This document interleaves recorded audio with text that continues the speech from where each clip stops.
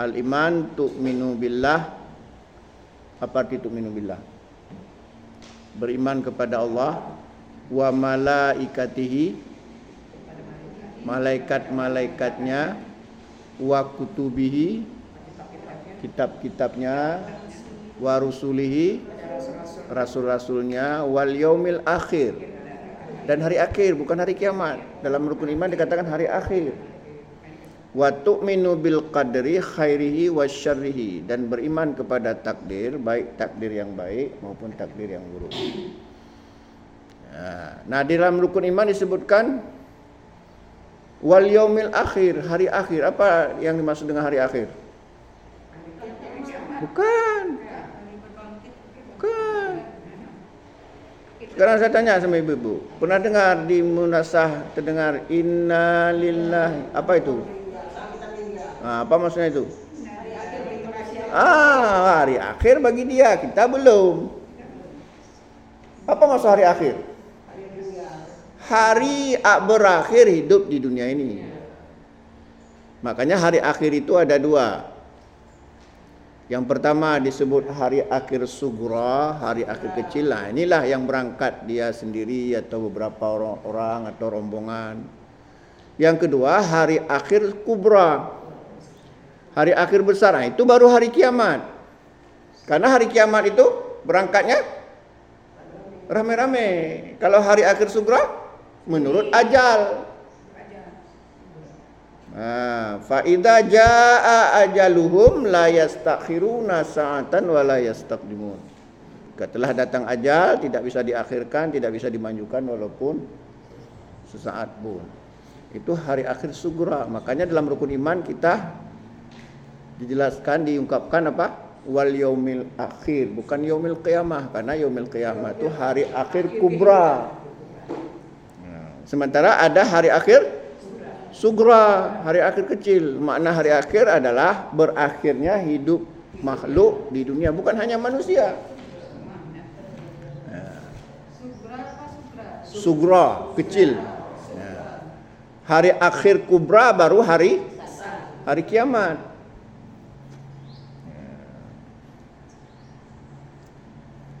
Ya. Jadi hari kiamat itu yas'alunaka anis sa'ah. Mereka bertanya kepadamu hai Muhammad tentang hari kiamat. Bukan hari akhir ini, hari kiamat. Anis sa'ah ini maksudnya hari kiamat. Qul, jawablah hai Muhammad, innama ilmuha inda rabbiha. Sesungguhnya pengetahuan tentang hari kiamat itu hanya di sisi Allah, tidak ada yang tahu. Karena itu termasuk perkara gaib. Wa indahu mafatihul ghaib la ya'lamuha illa huwa. Hanya di sisi Allah lah kunci-kunci yang gaib, tidak ada yang mengetahuinya kecuali Dia. Cuman Rasulullah menggambarkan tanda-tandanya, bukan kapan datangnya. Ada tanda-tanda kiamat sugra, ada tanda-tanda kiamat kubra. Nah, itulah kira-kira. Ya. Nah, pada hari kiamat, apakah kita perlu khawatir? Khawatir amal ibadahnya, Ustaz. Tergantung pada ibadahnya. Tergantung ibadah kita. Kalau kita ibadahnya hamba Allah yang saleh, enggak perlu khawatir. Masih ingat dulu, ada 7 golongan yang mendapat perlindungan dari Allah. Ingat? 7 golongan manusia yang mendapat perlindungan dari Allah pada hari kiamat, di mana tidak ada perlindungan kecuali perlindungan dari Allah. Sab'atun yudhilluhumullahu fi dhillihi yauma la dhilla illa dhilluhu. Ada 7 golongan yang akan mendapatkan perlindungan dari Allah pada hari kiamat, pada hari dahsyat, goncang dahsyat itu, di mana tidak ada perlindungan kecuali perlindungan dari Allah. Ada 7 golongan. Kita masuk enggak? Yang pertama apa? Al-imam al-adil, imam yang adil. Betul-betul adil lah. Bukan memperkaya diri. tapi betul-betul mengurus umat. Yang kedua apa? Wasyabun nasya bi'ibadatillah, seorang pemuda yang selalu taat beribadah. Yang selalu taat beribadah. Ya. Taat selalu beribadah. Sejak kecil dia selalu taat beribadah. Insya-Allah. Sejak muda, sejak kecil. Takkan beda kadang-kadang kan. Ada sebagian orang beda. Udah nafas, sudah putus-putus baru rajin ibadah. Udah jalannya mereng baru rajin ibadah. Ini enggak, masih muda. Wasyabun nasya bi'ibadatillah, seorang pemuda yang selalu taat beribadah. Yang ketiga apa? Warajulun qalbuhu mu'allaqun fil masajid, seorang laki-laki yang hatinya terikat kepada masjid. Ngapain di masjid? Bukan sekedar ibadah, tapi mengurus masjid. Sampah di selokan dibersihkannya, enggak ngomel dia. Jangan jamaah ni jorok kali. Jangan enggak ngomel dia. Dibersihkan. Masjid, lantai masjid kotor dia sapu, enggak ngomel. Ni jamaah ni jorok kali, itu enggak ada pahala. Kalau emang enggak mau ya udah. Ya, kalau betul Ustaz kan. Minum taruh situ sampai ditulis tempat sampah biru dan iyalah. Nah manusia ini makanya paling capek memang mengurus manusia, maka pahalanya juga besar. Jadi apa yang ketiga tadi? Warajulun qalbuhu mu'allaqun fil masajid, seorang laki-laki yang hatinya terikat kepada masjid. Bukan perempuan. Laki-laki. Kenapa? Kan enggak mungkin lah perempuan yang punya masjid, hidup mie, apalagi hidupin lampu, hidupin AC, enggak mungkin perempuan. Nanti tempeleng sama suaminya di ya ada yang urus masjid. Udah tiga. Yang keempat apa? yang menyayangi karena Allah. Warajulani tahabba fillah ijtama'a alaihi wa tafarraqa alaihi, dua orang laki-laki yang saling menyayangi karena Allah. Ini juga berlaku bagi perempuan. Dua orang yang menyayangi karena Allah, bertemu karena Allah, berpisah karena Allah. Dua orang laki-laki, enggak mesti dua orang perempuan juga, yang saling menyayangi karena Allah, bertemu karena Allah, berpisah karena Allah. Nah ini ternyata itu. Jadi kalau kita saling sayang menyayangi, ya laki-laki dengan laki-laki salahnya, bukan laki-laki dengan perempuan, kecuali suami istri. Itu karena Allah, bertemu karena Allah, berpisah karena Allah. Bukan karena hartanya, bukan karena jabatannya, bukan karena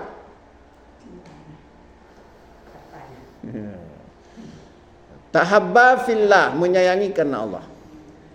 Udah berapa? 5 laki-laki tidak mau berzina.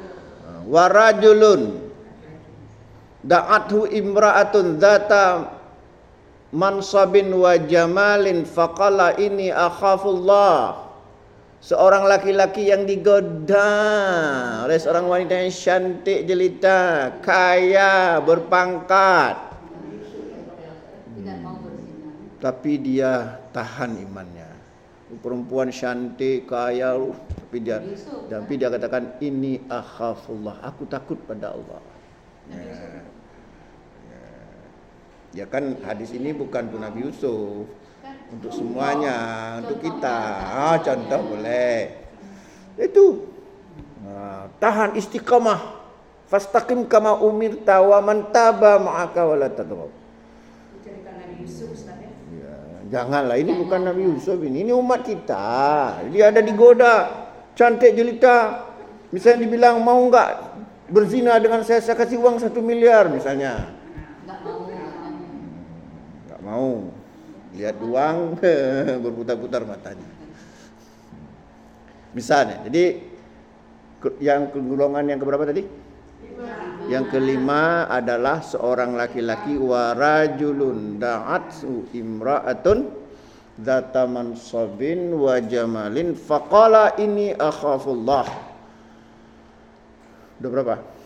5. Yang keenam wa rajulun tasaddaqa bisadaqatin fa akhfaha hatta ya'lamu shimaluhu ma yunfiqu yaminu. Seorang laki-laki yang bersedekah, dia sembunyikan sedekahnya. Enggak ditulis, enggak kepingin tulisnya namanya besar-besar. Kalau lupa namanya ditulis marah. Dia enggak peduli. Seolah-olah sehingga saking dia sembunyikan, seolah-olah tangan kirinya enggak mengetahui apa yang diinfakkan oleh tangan kanannya. Makanya kalau ada yang tanya, mana lebih utama, sedekah terang-terangan atau sembunyi-sembunyi? Sembunyi-sembunyi. Lebih terjaga hati kita. Walaupun boleh i'lan, asal bisa menjaga hati. Yang terakhir, Yang mengingat Allah sampai wa rajulun dzakarallah khalian fafadat ainahu. Seorang laki-laki yang dia ingat pada Allah, bangun tengah malam ingat pada Allah, sampai meneteskan air matanya, menetes air matanya, bukan ambil ludah. Seorang laki-laki yang berzikir kepada Allah dengan khusyuk sampai kemudian mengalir air matanya. Fafadat ainahu. Keluar menetes air matanya, bukan ambil air ludah taruh di mata. Nah, inilah. Masuk enggak kita kira-kira? Kalau untuk perempuan di situ ada couplingnya. Di antaranya tadi itu. Ya, bisa juga seorang perempuan yang berzikir kepada Allah, bangun salat malam dia teringat dosa-dosanya sampai meneteskan air mata. Atau tadi apa? 2 orang sahabat, baik laki-laki maupun perempuan. Nah, itu 7 golongan yang mendapat bukan payung, Bu. Perlindungan. Kalau payung berapa? payung kita kan dianggap payung itu kan sebagai perlindungan. Boleh. Ini namanya itu perlindungan. Sudah. Tapi ada juga yang enggak dipedulikan oleh Allah. Di antaranya sebagaimana hadis Ibnu Umar diriwayatkan oleh Imam Ad-Darqutni, ya, qala Rasulullah sallallahu alaihi wasallam bersabda, salasun la yandurullah ilaihim yaumal qiyamah. Ada 3 golongan di mana Allah tidak melihat mereka pada hari kiamat. Nah, ini hati-hati. Kalau tadi 7 golongan yang dilindungi. Kalau ini 3 orang yang tidak akan Allah melihat mereka pada hari kiamat. Salasun, apanya? 3 golongan manusia yang Allah tidak akan melihat mereka pada hari kiamat. Salasun la yandurullahu ilaihim yaumal qiyamah. Ada 3 golongan di mana Allah tidak melihat mereka pada hari kiamat. Yang pertama, akun biwalidaini, orang yang durhaka pada orang tua. Nah, ini hati-hati. Apa? Durhaka pada orang tua. Nah, ini walaupun dia rajin ibadah, tapi durhaka pada orang tua. Orang tua yang mengandung dia 9 bulan, bukan 9 hari. 9 bulan, bukan 9 hari. Udah tuh melahirkan lagi, mempertaruhkan nyawanya. Udah tuh dibesarkan lagi dari bayi sampai setelah hebat sepak mamanya. Melawan. Hanya tadi. Allah enggak lihat orang model gini. Tapi anak-anak sekarang itulah susah. Maunya kita peturutkan apapun keinginannya, kan? Kita tegas sikit, udah mama ini cerewet kali lah. Mama kita ini katanya. Mama kita kena. Enggak ada kayak gitu. Saya ngarang-ngarang. Ya. Yang jelas apa tadi? Salah satunya orang yang durhaka pada orang tua. Itu bilang mana nanti kalau kamu nak durhaka sama orang tua, Allah enggak lihat kamu pada hari kiamat. Kadang-kadang dengar kiri luar kan. Cuekin nanti. Pada hari huru-hara enggak ada pertolongan, bahkan bukan hanya sekedar enggak ada pertolongan, enggak dilihat oleh Allah. Enggak dipedulikan oleh Allah. Buat bayangkan. Kita aja di dunia ini enggak dipeduli sama kawan, 3 hari enggak makan.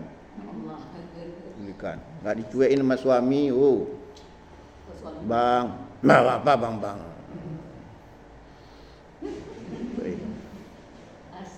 Ya, Ada 3 golongan apa tadi Ustaz? ada 3 golongan. Salasun la yandurullahu ilaihim yaumal qiyamah. Ada 3 golongan di mana Allah tidak akan melihat mereka pada hari kiamat.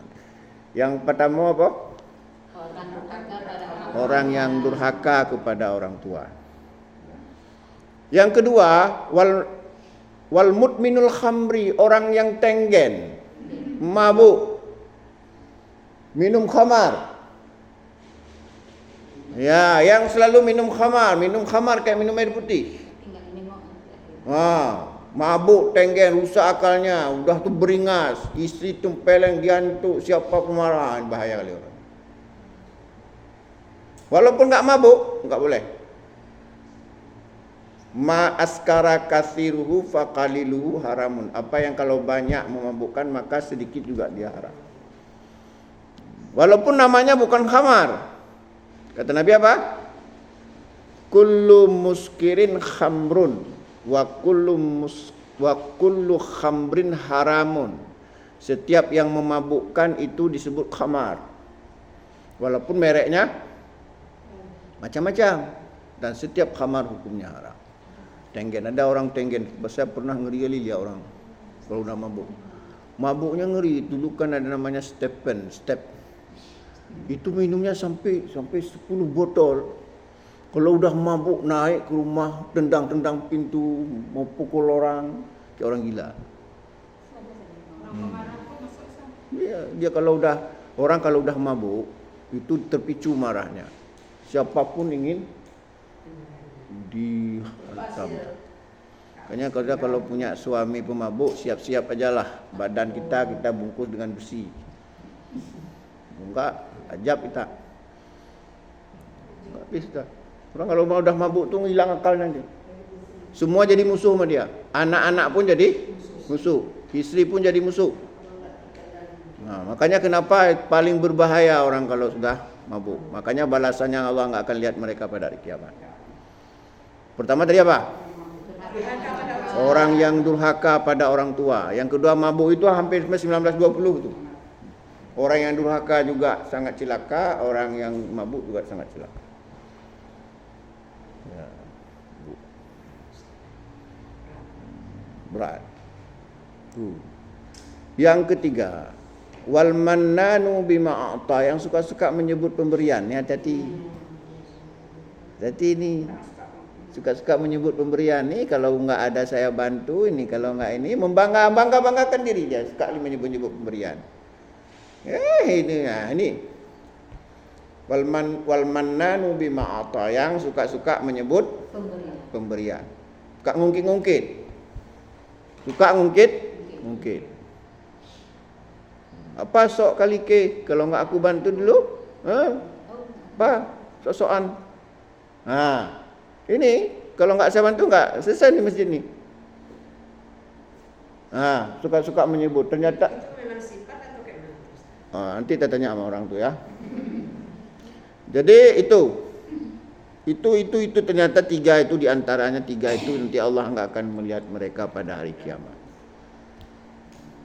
Suka-suka menyebut pemberian. Ada orang kayak gitu.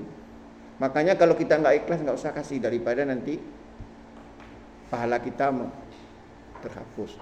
Kalau suka menyebut-nyebut pemberian, di samping Allah enggak melihat kita pada hari kiamat, juga menghapuskan pahala. Ya ayyuhalladzina amanu la tubtilu shadaqatikum bil manni wal adha. Wahai orang-orang yang beriman, janganlah engkau menghapuskan pahala sedekahmu karena menyebut-nyebutnya dan menyakiti hati yang menerima. Kadang-kadang kita sebut orang sakit hati. Ya. Pasok kali ke, kalau enggak aku bantu. Makanya kita kalau enggak ikhlas enggak usah kasih, daripada nanti celaka kita gara-gara itu. Udah uang habis, celaka lagi kan, rugi 2 kali lipat. Pertama rugi harta udah kita sedekahkan, tapi kemudian kita sebut-sebutkan, pahala hilang, malah kita di akhirat tidak akan dilihat oleh Allah. Kalau enggak ikhlas enggak usah kasih, daripada kita menyebut-nyebutnya sehari sampai 3 kali kita bilang. Sikit-sikit kita bilang, itu. Suka menyebutnya. Ada juga orang suka kali membanggakan dirinya. Ada satu orang saya sampai pusing dengannya. Kalau udah jumpa dia pasti nyebutkan sisilah keluarganya begini-begini. Aduh, Masya Allah. Lagi saya dengar. Setiap jumpa itu aja. Ulang-ulang begini membanggakan dirinya. Udah tuh meremehkan orang lain. Ya, sombong. Gak boleh kita. Kita ini hidup alami aja lah. Kalau kita ternyata lebih sikit dari orang lain, kita bersyukur. Kalau kita kurang dari orang lain, bersabar. Dia nggak minta jadi kaya, kita nggak minta jadi sikit, jadi miskin. Semuanya atas kehendak Allah. Rezeki itu nggak akan pernah salah alamat. Rezeki telah dibagi, sikit atau banyaknya itu sudah takdir Allah. Kalau kita diberikan takdir sedikit rezeki oleh Allah, nanti di akhirat Allah kasih banyak. Kalau Allah kasih banyak kita rezeki di dunia, di akhirat Allah kasih sedikit. Bahkan orang-orang miskin itu lebih duluan masuk surga daripada orang-orang kaya. Kecuali orang yang kaya yang sangat dermawan.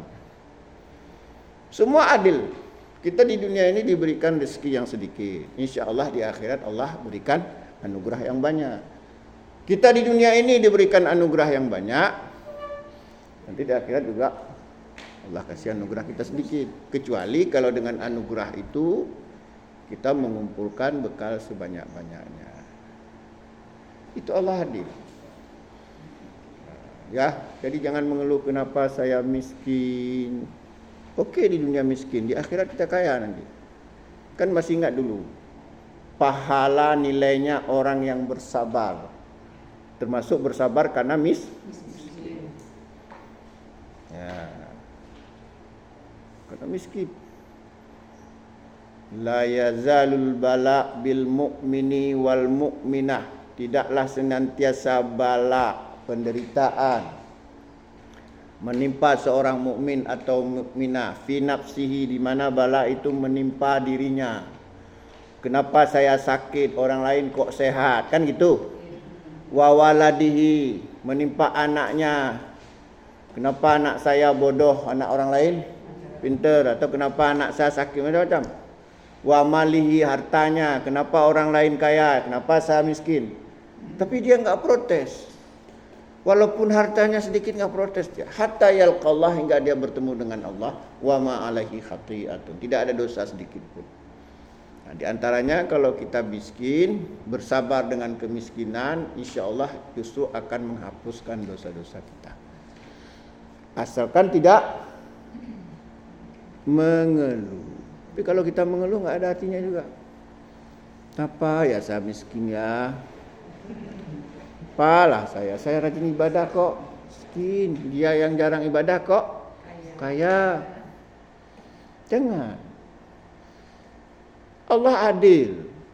Kalau kita merasa di dunia ini tidak seperti mereka yang kelihatan sangat bahagia, nanti kita di akhir Allah kasih kebahagiaan yang ternyata jauh lebih besar dan indah.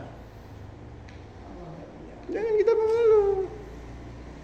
Tapi mengeluh itu memang sifat manusia. Iya. Manusia itu memang suka mengeluh, berkeluh kesah, rakus. Tapi itu bukan sifat dasar ya. Itu sifat bawaan. Kenapa? Sesungguhnya manusia itu ketika lahir tidak seperti itu. Kan masih ingat hadisnya. Kullu mauludin yuladuna 'alal fitrah. Setiap anak dilahirkan dalam keadaan fitrah. Fitrah itu bukan kosong, bukan tabula rasa, sudah berisi kebaikan. Fa abawahu yuhawidanihi. Orang tuanya lah yang menyahudikan. Kalau kebetulan orang tuanya Yahudi. On yassiranihi, atau orang tuanya yang menasranikannya, yang mengkristenkannya. Kenapa? Karena kebetulan orang tuanya Kristen. O yumajisanihi, atau orang tuanya yang memajusikannya. Kenapa? Kalau kita bahas lebih jauh, orang tuanya lah yang menjadikan dia tamak, karena dilihatnya orang tuanya tamak. Orang tuanya yang menjadikan dia artis karena orang tuanya artis. Orang tuanya lah yang menjadikan dia pemabuk. Karena orang tua sangat berpengaruh pada anaknya. Maka ada yang bilang apa? Buah apel jatuh tidak jauh dari pokok. Kita jangan buah apel, buah duren jatuh nggak jauh dari pokoknya. Kalau jauh dari pokoknya nggak mungkin orang bermalam. Cuman jangan jatuh di kepala. Selesai. Ya, makanya kalau kita ingin anak kita salehah, kita harus saleh dulu. Kalau kita ingin anak kita pintar ngaji, kita sering ngaji di rumah. Anak itu pada tahap perkembangan dia mengikuti bagaimana orang tuanya. Coba periksa, coba buat penelitian misalnya. Sebagian besar anak itu bandel karena orang tuanya sering berkelahi di rumah. Suami menampar istri dilihat oleh anaknya, itu akan membekas, dendam dia sama ayahnya. Atau dendam sama ibunya ketika ibunya memarahi suaminya ayahnya secara berlebihan. Itu akan enggak stabil emosinya. Makanya kenapa anak jadi preman. Makanya kita kalau berkelahi sama suami jangan di depan anak-anak. Ini kadang-kadang di depan anak-anak berantem cekek-mencekek. Anak itu akan dia tersudut dia merasa tertekan. Akhirnya pelampiasannya ketika dia di luar lari ke narkoba, lari ke macam-macam. Makanya jangan sekali-sekali kalau berkelahi di depan anak-anak. Ini malah anak-anak dijadikan juri ya, kamu jadi juri ya.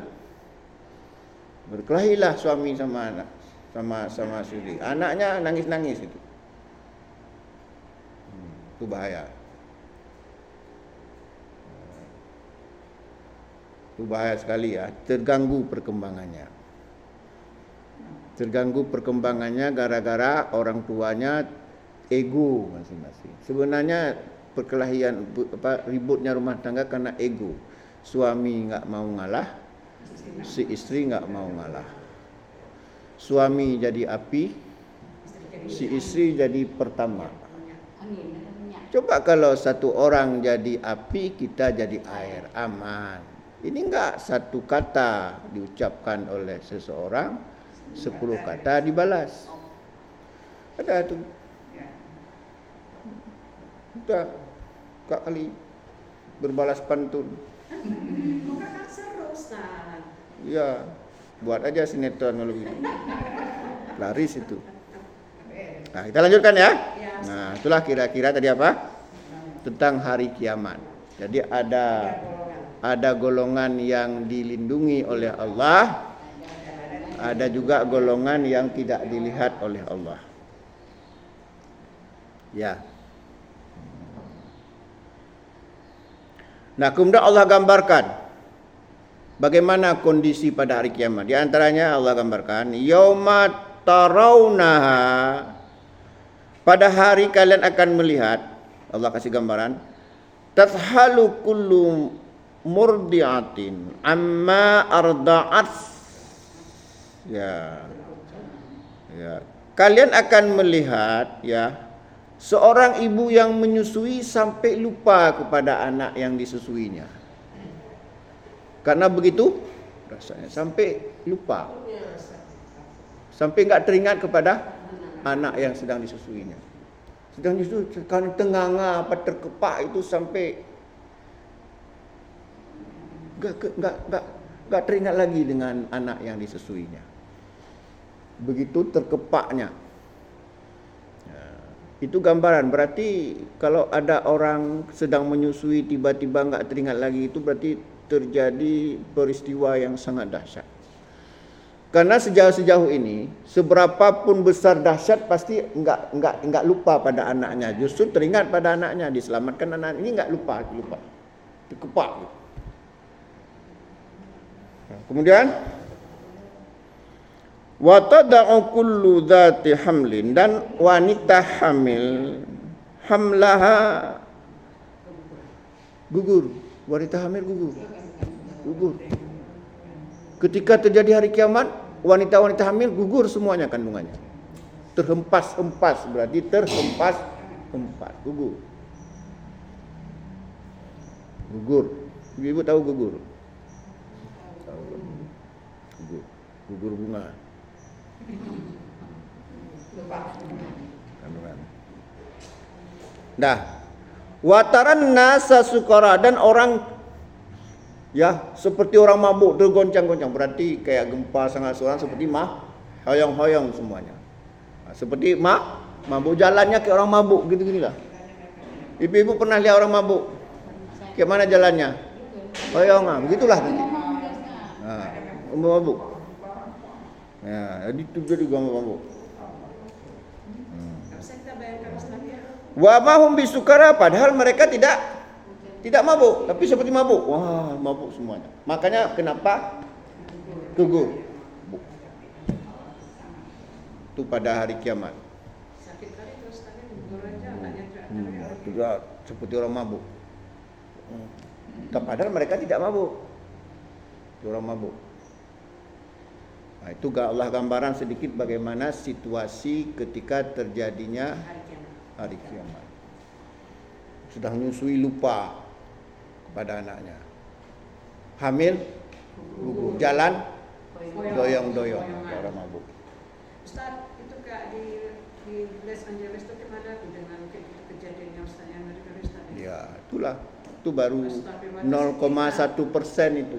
Sedikit kali baru dicokek dia sedikit. Siapa yang cokeh? Oh, ada silah cokeh pula.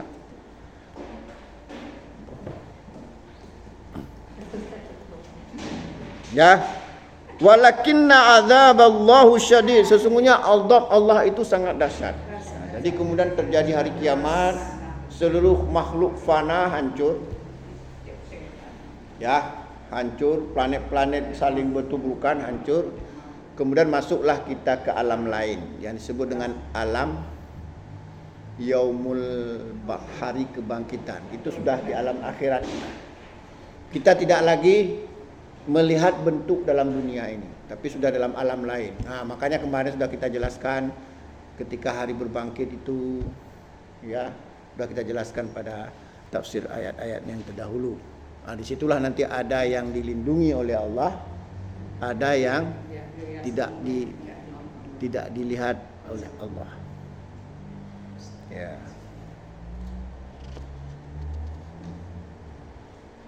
Wa minan nasi may yujadilu fillah, dan di antara manusia ada yang berbicara, berdebat tentang Allah bi ghairin ilmin, tanpa ilmu.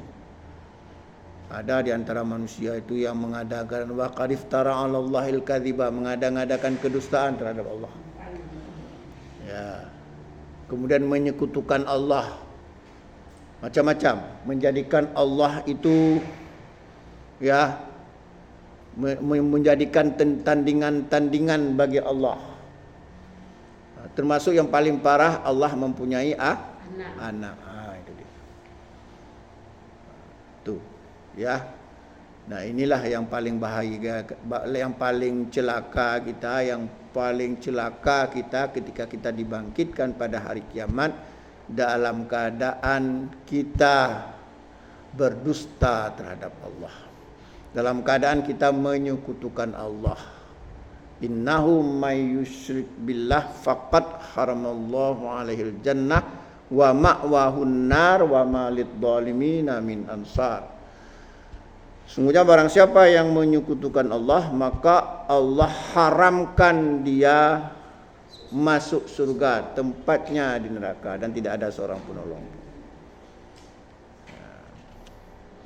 Termasuk berdusta terhadap Allah. Kita membuat peribadatan untuk menyembah Allah. Kita membuat ibadah-ibadah baru. Padahal Nabi tidak mengajarkan seperti itu. Sehingga Nabi mengatakan, man amila amalan laisa alaihi amruna fahuwa raddun. Barang siapa mengerjakan suatu amalan, termasuk ibadah, yang kami tidak pernah mengajarkan seperti itu, fahuwa raddun, maka ditolak oleh Allah. Makanya orang-orang yang beribadah membuat tata cara ibadah sendiri, padahal Nabi tidak pernah membuat seperti itu. Melalui tarekat-tarekat, padahal Nabi tidak pernah membuat seperti itu. Fahuwa raddun, maka ditolak oleh Allah. Makanya dalam satu ayatnya Allah berfirman, alladzina dhalla sa'yuhum fil hayatid dunya wa hum yahsabuna annahum yuhsinuna sun'a. Alladzina dhalla sa'yuhum fil hayatid dunya. Orang-orang yang sia-sia ibadahnya, amalnya di dunia ini. Wa hum yahsabuna annahum yuhsinuna sun'a, padahal mereka beranggapan telah beribadah, telah beramal dengan sebaik-baiknya. Ternyata sia-sia. Kenapa sia-sia? Karena tidak sesuai dengan tuntunan Rasulullah. Man amila amalan laisa alaihi amruna fahuwa raddun. Barang siapa beramal suatu amalan yang kami tidak pernah mengamalkan seperti itu, kata Nabi, fahuwa raddun, maka ditolak oleh Allah. Wa qadimna ila ma amilu min amalin falja'alnahu haba'an mansura. Lalu kami dapati seluruh amal perbuatan mereka, kata Allah, lantas kami jadikan amal perbuatan mereka bagaikan debu yang berterbangan, tidak ada manfaatnya. Padahal di dunia telah merasa sangat saleh, ahli ibadah, banyak beribadah. Ternyata ketika diseleksi oleh Allah, ketika ditimbang oleh Allah, ternyata bercampur baur dengan kesyirikan, bercampur baur dengan bid'ah dan lainnya. Akhirnya sia-sia. Makanya saya sering katakan, lebih bagus amalan kita sedikit tapi diterima oleh Allah sesuai dengan tuntunan Rasulullah daripada banyak tapi tidak diterima karena tidak sesuai dengan tuntunan Rasulullah. Itu. Itu hadisnya dhaif itu. Ya udah ya. Waktu nisfu Sa'ban kemarin ada kan suasana gitu. Enggak ada tuntunannya. Ya.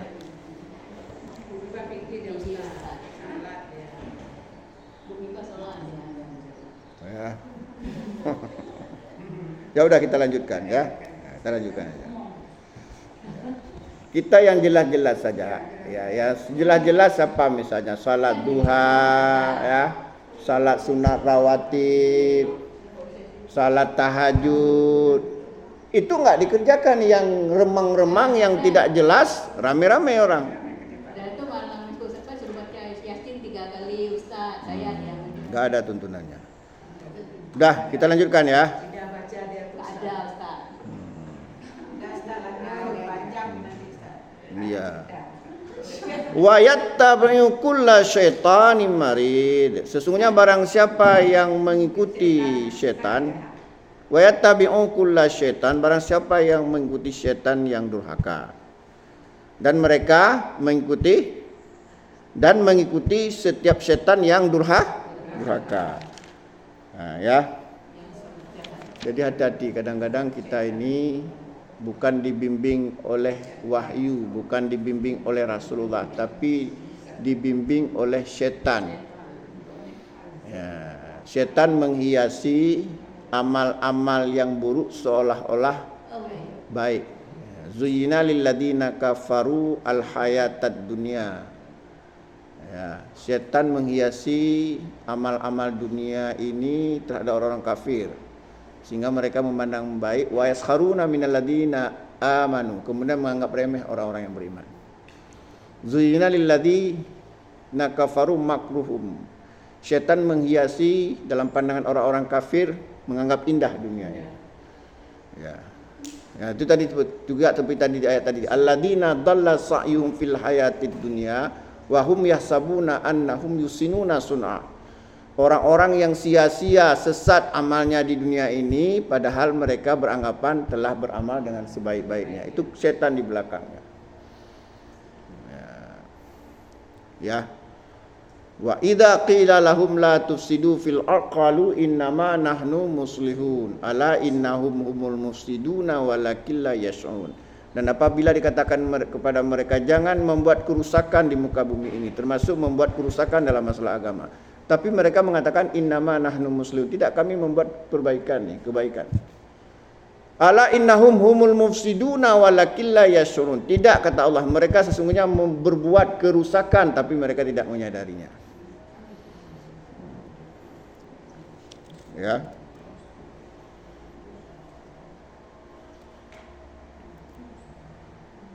Ya, saya rasa sudah cukup. Ada yang mau bertanya? 4 ayat sepatnya. Karena ayat selanjutnya Panjang. Ini sekali. atau satu ayat lagi ya. Kutiba alaihi annahu man tawallahu fa annahu yudilluhu wa yahdihi ila adzabis sa'ir. Ya. Telah ditetapkan atasnya sesungguhnya barang siapa yang menjadikan syaitan itu sebagai teman, fa innahu yudillahu, maka syaitan itu akan menyesatkannya, wa yahdihi bila adzabis sa'ir, dan syaitan itu akan mengajak orang-orang yang bisa dipengaruhinya untuk masuk neraka. Dalam surat Fatir ayat 16 Allah berfirman, Inna syaitana lakum aduun fattakhiduhu aduan innama yad'u hizbahu liyakunu min ashabis sa'ir. Inna syaitana lakum aduun, sesungguhnya syaitan itu musuh yang nyata bagi kamu. Ini Allah langsung yang klaim. Inna syaitana lakum aduun fattakhiduhu aduan, jadikanlah ia musuh, jangan jadikan teman. Innama yatmu hisbahu liyakunu min ashabis sa'ir, karena syaitan itu mengajak orang-orang yang bisa dipengaruhinya untuk masuk neraka yang menyala-nyala. Nah, itulah ibu-ibu. Jadi sampai ayat berapa tadi? 4 ya. Ya, mudah-mudahan ada manfaatnya. Aku lubi qauli hadza fastaghfiruhu innahu ghafurur rahim. Wassalamualaikum warahmatullahi wabarakatuh. Waalaikumsalam.